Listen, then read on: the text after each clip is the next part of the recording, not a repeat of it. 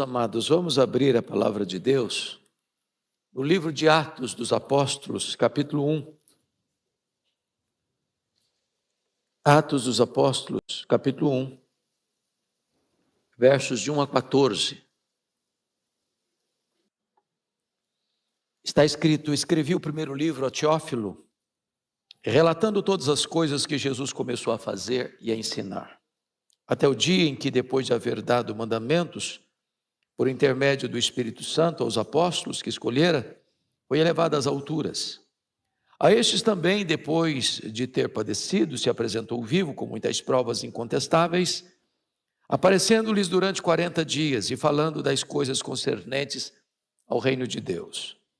E comendo com eles, determinou-lhes que não se ausentassem de Jerusalém, mas que esperassem a promessa do Pai, a qual disse ele: de mim ouvistes. Porque João, na verdade, batizou com água, mas vós sereis batizados com o Espírito Santo, não muito depois desses dias. Então os que estavam reunidos lhe perguntaram: Senhor, será este o tempo em que restaures o reino a Israel? Respondeu-lhes: não vos compete conhecer tempos ou épocas, cronos ou kairós, que o Pai reservou pela sua exclusiva autoridade. Mas recebereis poder ao descer sobre vós o Espírito Santo. Sereis minhas testemunhas, tanto em Jerusalém como em toda a Judeia e Samaria, até os confins da terra. Ditas estas palavras, foi Jesus elevado às alturas à vista deles, e uma nuvem o encobriu de seus olhos. Estando eles com os olhos fitos no céu, enquanto Jesus subia, eis que 2 varões vestidos de branco se puseram ao lado deles e lhes disseram: varões galileus, por que estáis olhando para as alturas? Esse Jesus que dentre vós foi assunto ao céu, virá do modo como vistes subir. Então voltaram para Jerusalém, do monte chamado Olival, que dista daquela cidade, tanto como a jornada de um sábado. Quando ali entraram, subiram para o cenáculo, onde se reuniram Pedro, João, Tiago, André, Felipe, Tomé, Bartolomeu, Mateus, Tiago, filho de Alfeu, Simão o Zelote e Judas, o filho de Tiago. Todos estes perseveravam unânimes em oração, com as mulheres, com Maria, mãe de Jesus, e com os irmãos dele. Capítulo 2, versos de 1 a 4. Ao cumprir-se o dia de Pentecostes, estavam todos reunidos no mesmo lugar. De repente, veio do céu um som como de um vento impetuoso e encheu toda a casa onde estavam assentados. E apareceram distribuídas entre eles línguas como de fogo, e pousou uma sobre cada um deles. Todos ficaram cheios do Espírito Santo e passaram a falar em outras línguas, segundo o Espírito lhes concedia que falassem. Amados, eu gostaria de meditar com vocês nesta noite sobre o poder do Espírito Santo na vida da igreja. É impossível exagerar a importância da pessoa e da obra do Espírito Santo na vida da igreja. Nós cremos que Deus é um só, mas consiste em 3 pessoas: o Pai, o Filho e o Espírito Santo. O Pai não é o Filho não é o Pai não é o Espírito Santo não é o Pai nem o Filho. São 3 pessoas distintas, da mesma natureza, da mesma essência, tendo os mesmos atributos, realizando as mesmas obras. Mas, dentro do projeto da redenção, coube ao Espírito Santo ser o aplicador da obra da redenção. O Pai enviou o Filho realizou a obra da redenção, mas quem aplica esta obra ao coração é o Espírito Santo. O Pai planejou, o Filho executou, o Espírito Santo aplica esta redenção. De tal maneira que o Espírito Santo é vital para nós, porque Ele quem convence de pecado, Ele quem regenera, Ele quem batiza no corpo de Cristo, Ele quem sela para o dia da redenção, Ele quem nos santifica, Ele quem dá dons espirituais, Ele quem reveste a igreja de poder. Então hoje eu gostaria de tratar com vocês de alguns aspectos da obra e do poder do Espírito Santo na vida da igreja. Em primeiro lugar, chamo a sua atenção para a promessa do Espírito Santo no capítulo 1, versos 4 a 8. E eu chamo a sua atenção para o verso 4. Comendo com eles, determinou-lhes que não se ausentassem de Jerusalém, mas que esperassem a promessa do Pai, a qual disse ele de me ouvisse. Que promessa é essa? Essa promessa foi dada lá no livro de Joel, capítulo 2, versos 28 a 30. Que Deus derramaria do seu Espírito sobre toda a carne, sobre filhos e filhas, sobre jovens e velhos. O derramamento do Espírito, a promessa do Espírito, rompe então barreiras, seja ela etária, seja ela social, seja ela de gênero. Todos podem e devem receber esse derramamento do Espírito, esse poder do Espírito Santo. A Escritura nos diz ainda, lá em Isaías 44:3, derramarei água sobre o sedento, torrente sobre a terra seca, derramarei meu Espírito sobre a tua posteridade e a minha bênção sobre os teus descendentes. Pois bem, como é que essa promessa deveria ser esperada? O versículo de número 4 define: determinou-lhes, ou seja, não é um pedido, não é uma sugestão, é uma ordem. Determinou-lhes que não se ausentassem de Jerusalém, mas esperassem a promessa do Pai. Lá em Lucas 24:49, essa promessa ainda é mais específica e clara. Está escrito lá. Pode ler comigo toda a igreja? Vamos juntos? Eis que envio sobre vós a promessa de meu Pai. Permanecei, pois, na cidade, até que do alto sejais revestidos de poder. Então, a recepção dessa promessa é resultado também de uma espera obediente.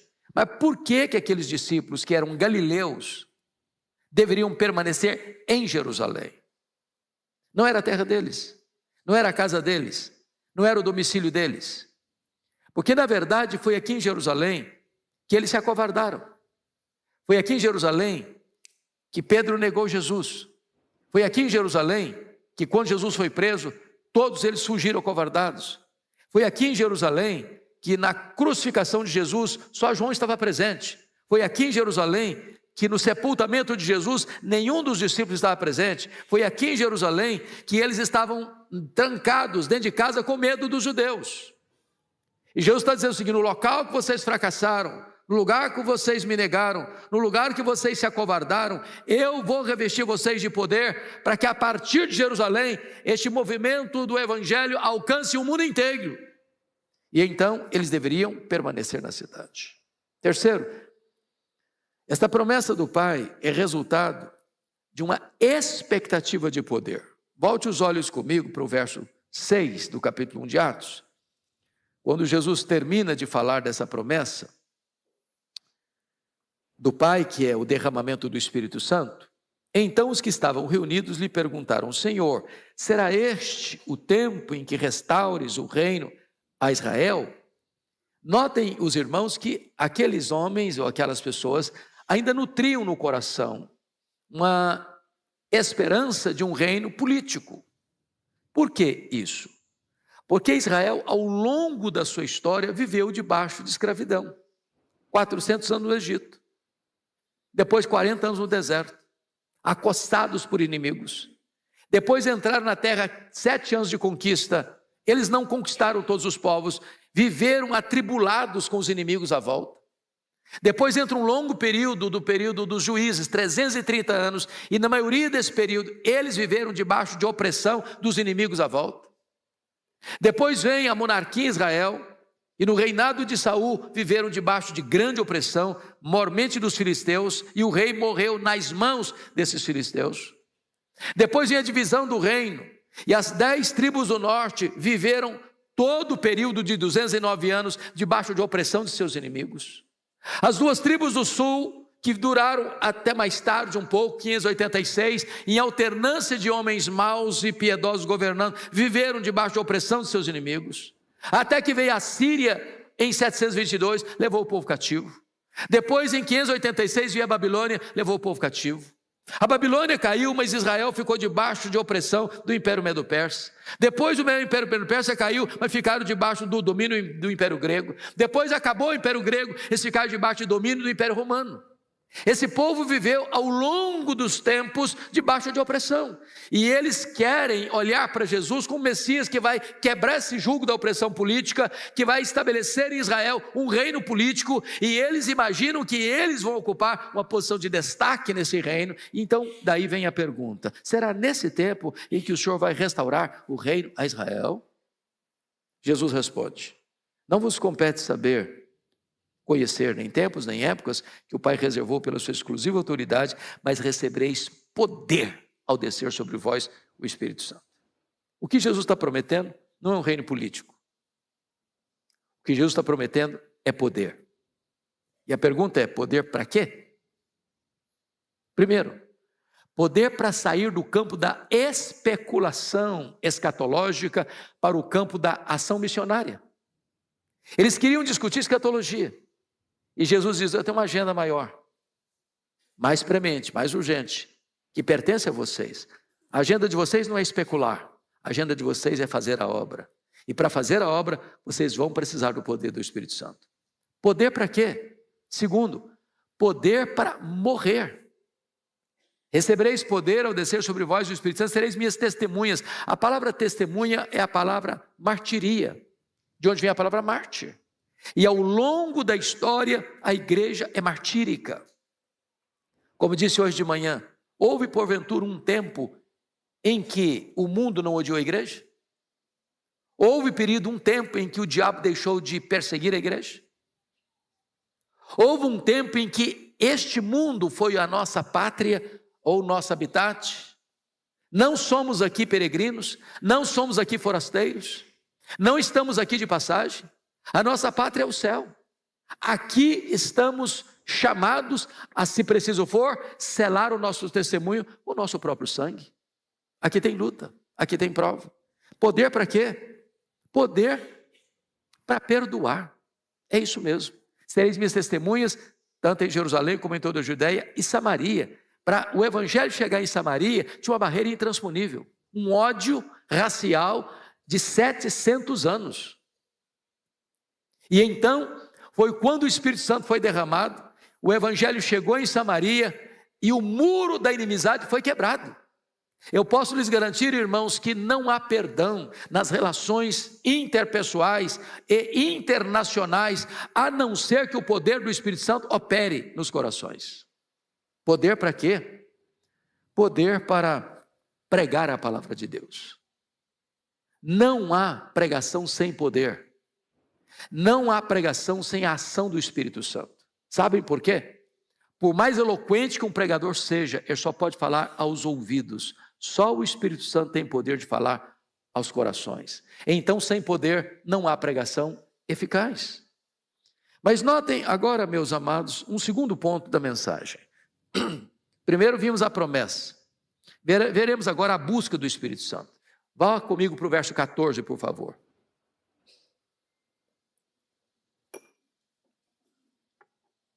A igreja pode ler comigo esse versículo? Vamos juntos? Todos estes perseveravam unânimes em oração com as mulheres, com Maria, mãe de Jesus, e com os irmãos dele. Então vejamos que estes aqui, todos estes, conforme o versículo 15, logo a seguir, eram 120 pessoas.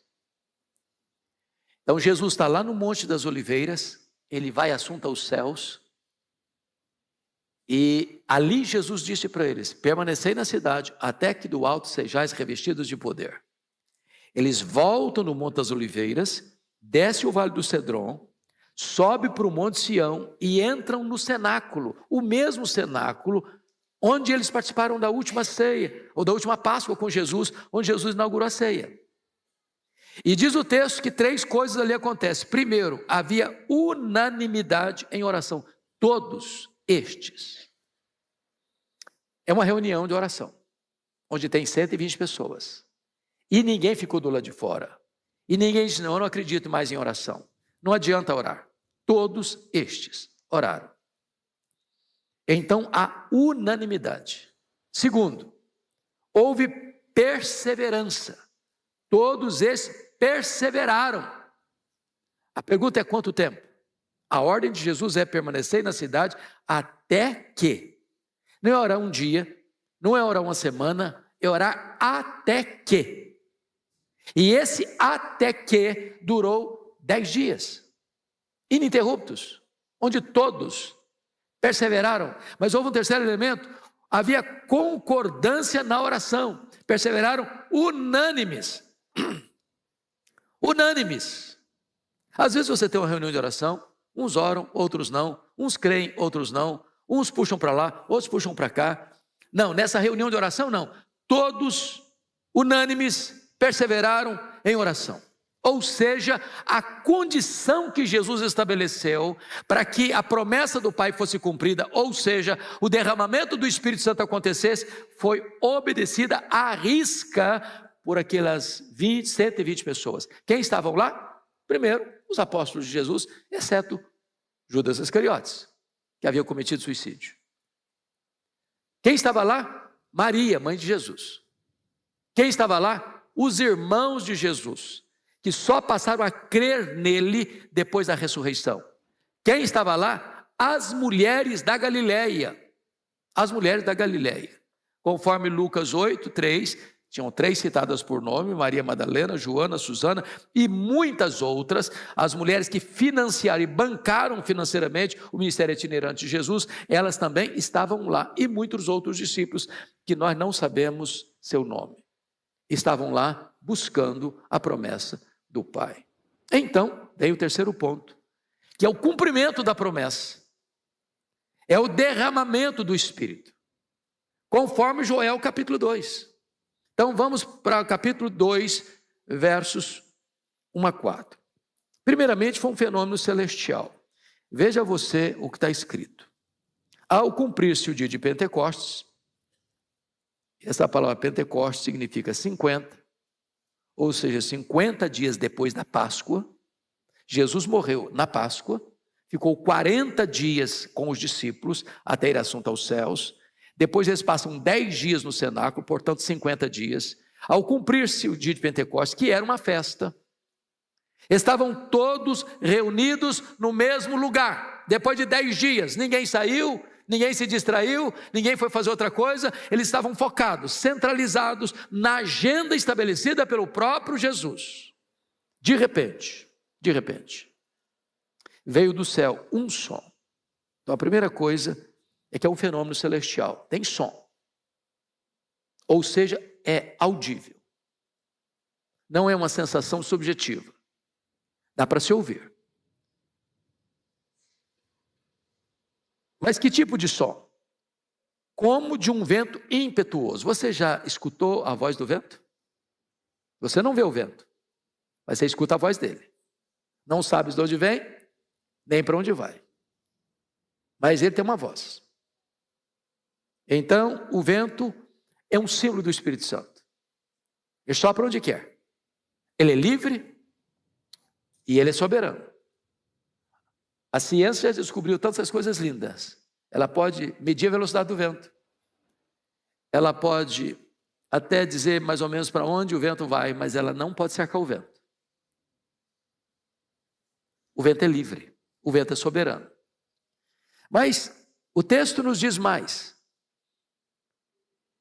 que esse vento encheu toda a casa onde estavam assentados, e apareceram distribuídas entre eles línguas como de fogo, e pousou uma sobre cada um deles. Então o fenômeno celestial, ele é audível e ele é visível. Eles escutam e eles veem. E se o vento é símbolo do Espírito Santo, o fogo também o é. Aliás, essa é uma das figuras mais usadas no Velho Testamento para a manifestação divina. Deus se manifestou a Moisés lá na sarça ardente, no meio do fogo. Deus falou a ele no meio do fogo. O fogo do altar não podia apagar. Elias orou para que Deus se manifestasse lá no Carmelo, através do fogo. Quando o templo foi consagrado, Deus manifestou-se através do fogo. A Bíblia diz que Deus é fogo, que o trono de Deus é fogo, que Ele faz dos seus ministros labareda de fogo. A Bíblia diz que Jesus viria batizando com o Espírito Santo e com fogo. E a Bíblia diz que quando o Espírito Santo foi derramado, línguas como de fogo pousou uma sobre cada um deles. E a figura do fogo é importante porque o fogo ilumina, o fogo aquece, o fogo purifica, o fogo alastra. É assim que age o Espírito Santo de Deus. E o texto diz, versículo 4, que todos ficaram cheios do Espírito Santo e passaram a falar em outras línguas, segundo o Espírito lhes concedia que falassem. E versículo 6 diz, porquanto cada um os ouvia falar na sua própria língua. O que Deus está fazendo aqui é revertendo a maldição da Babel, da Torre de Babel, onde houve uma confusão, ninguém entendia ninguém. Agora, quando o Espírito Santo vem, todos entendem. É a reversão da maldição de Babel. Agora, notem comigo, amados, que o derramamento do Espírito Santo prova que os milagres, preste atenção no que eu vou lhes dizer, os milagres abrem porta para o Evangelho, mas os milagres não são o Evangelho, e os milagres não são um substituto do Evangelho, porque o fenômeno que acontece aqui é milagroso, não é autoproduzido, não é a terra que produziu, não é qualquer efeito que os 120 produziram ali que tornou isso uma realidade. Não, foi uma operação sobrenatural e milagrosa de Deus. Mas o que é que o milagre em si produziu? Vejamos. Em primeiro lugar, produziu ceticismo. Versículo 12, confira aí comigo. 2:12. Todos atônitos e perplexos interpelavam uns aos outros. Que quer isto dizer? O milagre está lá. Ele é audível, ele é visível, ele é notório, ele é eloquente. Mas quando as multidões se ajuntam e olham o fenômeno, o que produz? Apenas ceticismo. O que quer isso dizer? Segundo elemento, versículo 7. Preconceito. Estavam, pois, atônitos e admiravam, dizendo, vede, não são porventura galileus todos esses que aí estão falando? Vamos entender essa cultura aqui, irmãos. Por favor, olha a geografia bíblica. Nós estamos falando de Jerusalém. Jerusalém está no sul, está na Judéia. Esses homens todos são galileus. Galileus. É por isso que quando Jesus subiu, quem estava lá olhando eram galileus, varões galileus. E aqui na Judéia tinha preconceito em relação aos lá do norte, chamado galileus.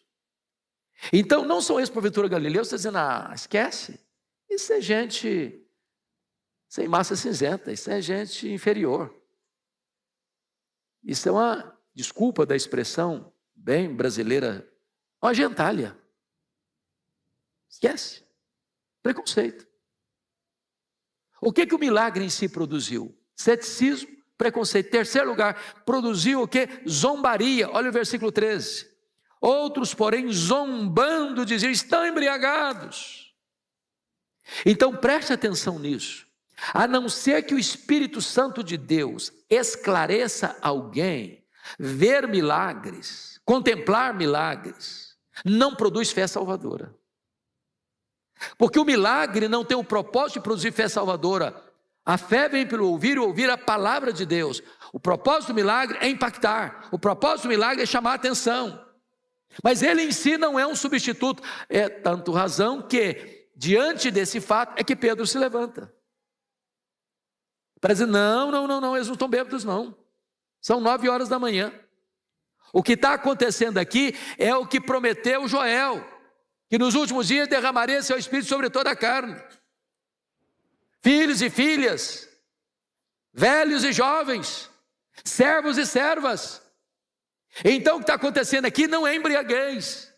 E então diz a Bíblia que ele, cheio do Espírito Santo, se levantou para pregar um sermão cristocêntrico. E ao pregar, os corações se compungiram, se derreteram. Porque a fé vem pelo ouvir e ouvir a palavra de Deus. Mas chama a sua atenção para um outro ponto.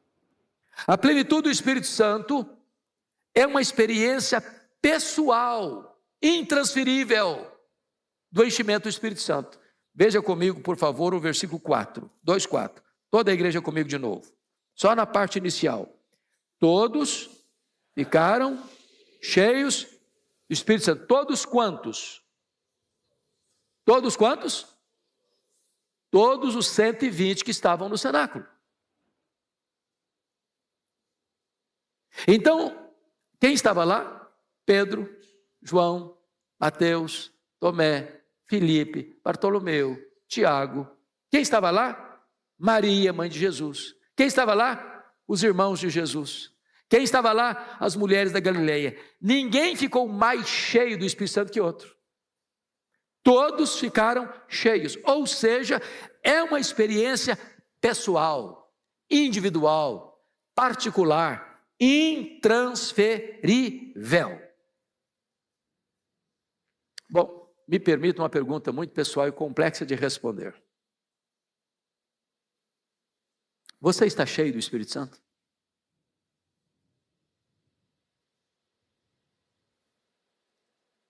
Porque isso não foi um fato estanque que acontece. A partir desse momento, o natural, o normal, é ser cheio do Espírito Santo.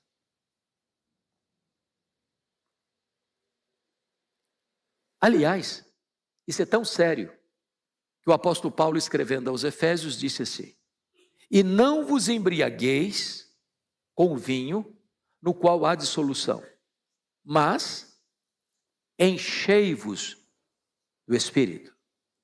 Então vamos pegar a palavrinha enchei.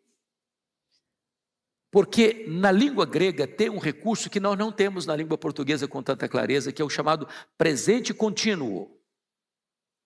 Então, enchei-vos do Espírito não é você ser cheio hoje e nunca mais precisar se encher de novo. É encher hoje, amanhã, depois de amanhã, semana que vem, mês que vem, o ano que vem, continuamente, sem cessar. Mas vamos dar um exemplo de o que não é um presente contínuo. Jesus lá em Caná da Galileia, numa festa de casamento, disse para os serventes assim: enchei d'água as talhas. Tinham 6 talhas. Cada talha daquela cabia 100 litros. A palavra lá não é no presente contínuo. Jesus está dizendo, enchei d'água, está para encher só essa vez, não vai encher amanhã de novo não, é só agora.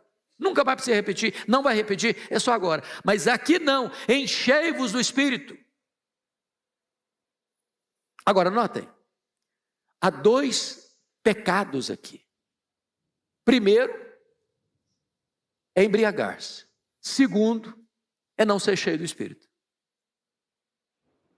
Um é um pecado negativo, outro é um pecado no aspecto positivo, como de atitude. Então, a partir desse momento que o Espírito Santo foi dado à igreja, derramado sobre a igreja, o padrão de Deus, o normal de Deus, é que você e eu sejamos cheios do Espírito Santo. Aliás, certa feita, um diácono da igreja reclamou com o Dr. Billy Graham que eles estavam enfrentando um problema lá na comunidade deles, que tinha um diácono da igreja que estava se embriagando. Estava trazendo muito transtorno para a comunidade, para a família. E aí o Billy Graham perguntou ao diácono assim, que estava conversando com ele: me responda, irmão, e os demais membros da igreja estão cheios do Espírito Santo? Porque às vezes nós só achamos que pecado é se embriagar, e é mesmo. Mas não achamos que não estar cheio do Espírito Santo seja um pecado. É por isso que a experiência é individual. E hoje o Espírito Santo de Deus, que já habita em você e em mim, quer que você e eu saiamos aqui hoje cheios do Espírito Santo.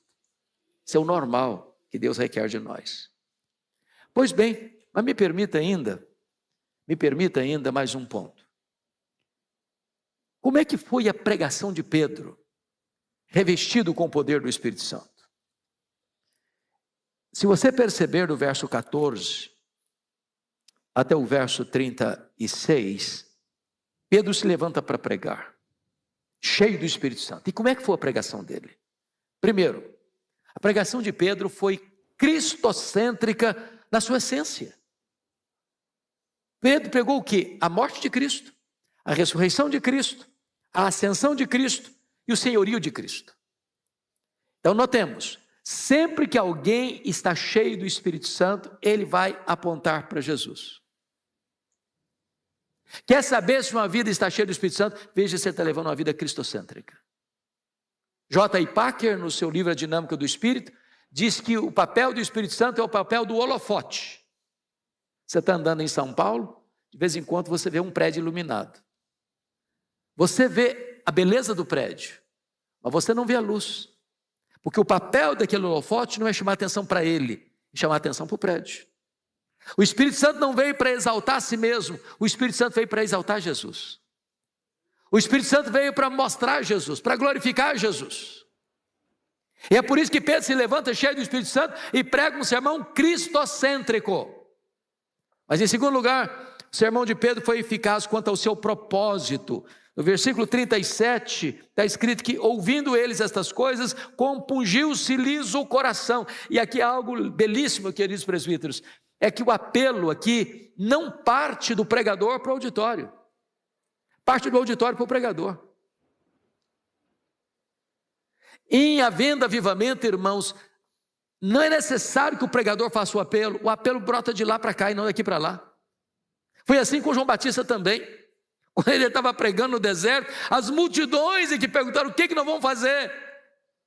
Os publicanos é que perguntaram: o que vamos fazer? Os soldados que perguntaram: o que vamos fazer? Quando o Espírito Santo age, esse sermão, esta mensagem é eficaz quanto a esse propósito, compunge os corações. Terceiro, a pregação de Pedro foi clara em suas exigências. Olha o versículo 38 comigo.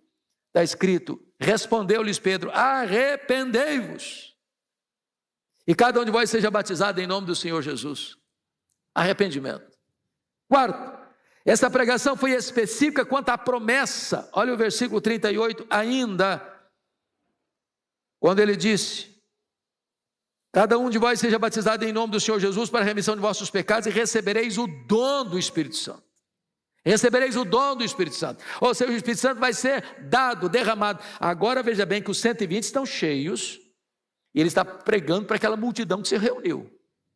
Ele está dizendo: se essa multidão se arrepender, o que nós experimentamos, vocês também vão experimentar. Vocês vão receber o dom do Espírito Santo. Mas finalmente, essa pregação foi vitoriosa quanto aos seus resultados. Olha comigo o verso 41, por gentileza. Está escrito: então os que lhe aceitaram a palavra foram batizados, havendo um acréscimo naquele dia de quase 3.000 pessoas. Já pensou que coisa extraordinária? Um sermão só, quase 3.000 pessoas convertidas, resultado da manifestação do poder do Espírito Santo de Deus. Eu quero então concluir. Como é que esta igreja agora cheia do Espírito Santo vive? Esse é o desejo da Igreja Presbiteriana de Pinheiros. Este é o nosso desejo.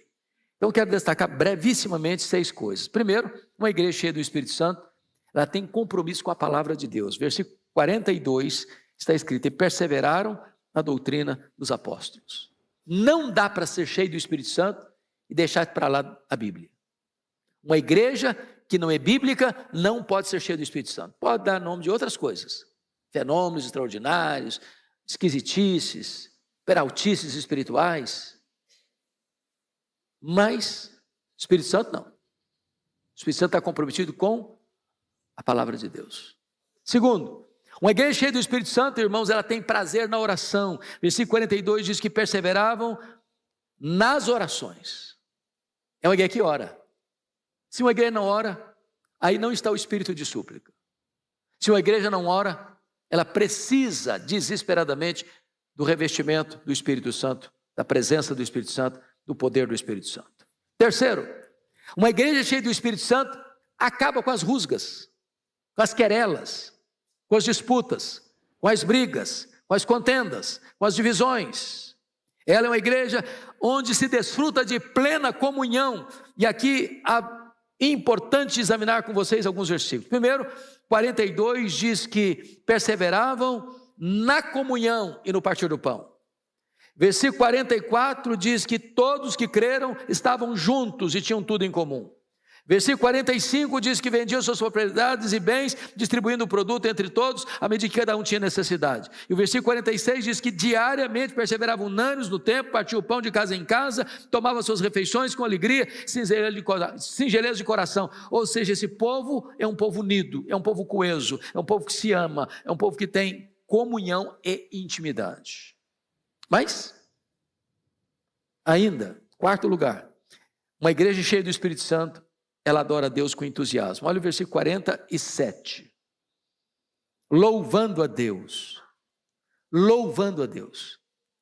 Irmãos amados, você pode também perceber na adoração, no culto público, na dinâmica da adoração, uma igreja cheia do Espírito Santo. Mas ainda, uma igreja cheia do Espírito Santo, ela teme a Deus e presencia os milagres de Deus. Veja, por favor, versículo 43. 43.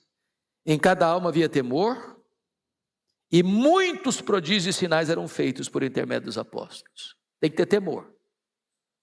Não é peito estufado. Não é holofote em cima de homem.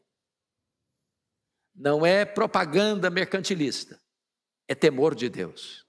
E onde há temor, há manifestação do poder de Deus. Finalmente, uma igreja cheia do Espírito Santo, ela tem simpatia dos de fora e cresce numericamente. Versículo 47 termina dizendo assim: contando com a simpatia de todo o povo, enquanto isso, acrescentava-lhes o Senhor dia a dia os que iam sendo salvos. É uma igreja simpática para fora, e uma igreja que Deus acrescenta todo dia gente convertida. É só o Espírito Santo que faz isso, irmãos. Porque na força do braço você não converte ninguém. Com argumentos humanos, lógicos, racionais, ninguém se converte. É só o Espírito Santo que tem esse poder. Então, concluindo, eu preciso desse poder. Você precisa desse poder. A Igreja Presbiteriana de Pinheiros precisa desse poder. Você que está nos acompanhando precisa desse poder. E esse poder está à disposição de todos nós. É o mesmo poder que ressuscitou Jesus dentre os mortos. É o poder que está à sua, à minha, à nossa disposição. Que Deus nos abençoe. Amém.